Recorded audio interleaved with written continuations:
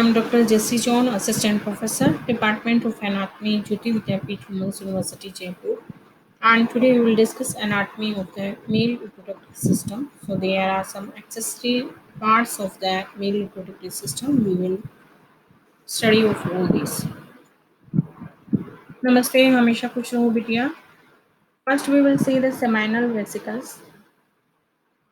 The seminal vesicles are two lobulated organs about 5 centimeter long, lying on the posterior surface of the bladder, and each seminal vesicle consists of a much coiled tube embedded in the connective tissue.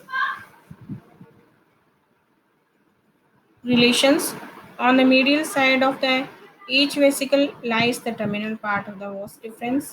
Posteriorly, the seminal vesicles are related to the scrotum. Inferiorly, each seminal vesicle narrows and joins the vas deferens of the same side to form the ejaculatory duct. Blood supply of the seminal vesicles: arteries, the inferior vesicle and middle rectal arteries, and the veins will be the internal iliac veins. All the veins drain into the internal iliac veins. And lymph drainage of the seminal vesicles, they will drain into the internal iliac nodes. What is the function of the seminal vesicles? To produce the secretion that is added to the seminal fluid, and the secretion nourishes the spermatozoa. During the ejaculation, the seminal vesicles contract and expel their contents into the ejaculatory ducts, thus washing the spermatozoa out of the urethra.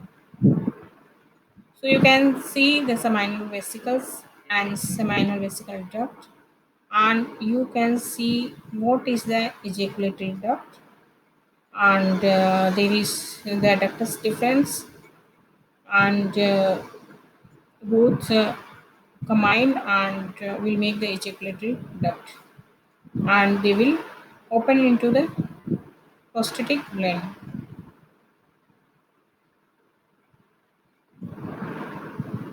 Now we'll see the ejaculatory ducts. The two ejaculatory ducts are each less than 1 inch long, and this is formed by the union of the vas deferens and the duct of the seminal vesicle. And these ejaculatory ducts fires the posterior surface of the prostate and opens into the prostatic part of the urethra, close to the margins of the prostatic utricle. And their function is to drain the seminal fluid into the prostatic urethra. You can see these ejaculatory duct will pierce the prostate and then it will open into the urethra. Now we will see the prostate. We will study the prostate in another video in detail, and here we will study in a very short. So prostate is a fibromuscular glandular organ and that surrounds the prostatic urethra, and it is about 3 centimeter long and lies between the neck of the bladder above and the urogenital diaphragm below. The prostate is surrounded by the fibrous capsule. The prostate has a base which lies against the bladder neck above and an apex which lies against the urogenital diaphragm below. The two ejaculatory ducts pierce the upper part of the posterior surface of the prostate to open into the prostatic urethra at the lateral margin of the prostatic utricle. Now we will see the male urethra. Male urethra is about 20 centimeter long and extends from the neck of the bladder to the external meatus on the glans penis. It is divided into three parts: the prostatic part, membranous part, and penile part.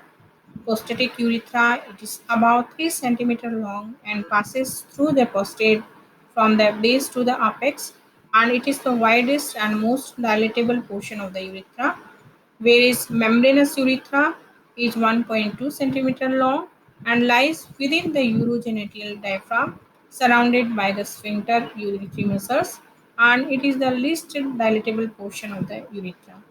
Penile urethra is 15.75 centimeter long and enclosed in the bulb and the corpus spongiosum of the penis. External meatus is the narrowest part of the entire urethra. Part of the urethra that lies within the glans penis is dilated to form the fossa terminalis. Bulbourethral veins that open into the penile urethra below the urogenital diaphragm. So you can see the urethra, prostatic urethra. On the posterior wall is a longitudinal race called the urethral crest. On each side of this ridge is a groove called the prostatic sinus, and the prostatic glands opens into these grooves. On the summit of the urethral crest is a depression, the prostatic utricle. On the edge of the mouth of the utricle are the opening of the two ejaculatory ducts. We can see bulbourethral gland are two small glands that lie beneath the sphincter urethral muscle. Their duct pierce the perineal membrane and enter the penile portion of the urethra. The secretion is poured into the urethra.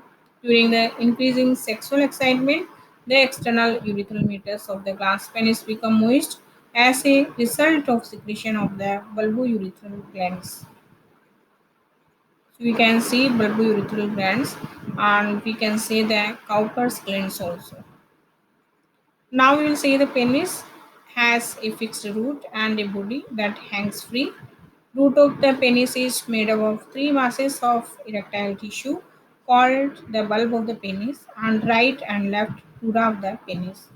Bulb is situated in the midline and attached to the undersurface of the urogenital diaphragm, and it is traversed by the urethra and covered on its outer surface by the bulbospongious muscles. Each crura is attached to the side of the pubic arch and covered on the outer surface by the ischio-cavernous muscles. Bulb is continued forward into the body of the penis and form the corpus spongiosum, and two crura converge anteriorly and come to lie side by side in the dorsal part of the body of the penis and forming the corpora cavernosa. So you can see all these cruras here and how they make the body of the penis. These are crura, they will attach the pubic symphysis. Body of the penis is essentially composed of three cylinders of erectile tissue enclosed in a tubular sheath of fascia that is called buck fascia. And erectile tissue is made up of two dorsally placed corpora cavernosa and a single corpus spongiosum applied to their ventral surface. At its distal extremity, the corpus spongiosum expands to form the glans penis, which covers the distal end of the corpora cavernosa. On the tip of the glans penis is the slit-like orifice of the urethra called the external urethral meatus. So you can see the glans penis here. Here you can see the corpora cavernosa and corpora spongiosum. The foreskin is a hood-like fold of the skin that covers the glans, and it is connected to the glans just below the urethral orifice by a fold that is called frenulum. Body of the penis is supported by two condensation of deep fascia that extend downward from the linea alba and symphysis pubis to the attached to the fascia of the penis. Now we will see the blood supply and the first arteries. The corpora cavernosa are supplied by the deep arteries of the penis. The corpora spongiosum is supplied by the artery of the bulb. There is dorsal artery of the penis. All the above arteries are branches of the internal pudendal artery, and veins drains into the internal pudendal veins. And lymph drainage, the skin of the penis is drained into the medial group of the superficial inguinal nodes, and deep structure of the penis are drained into the internal iliac nodes.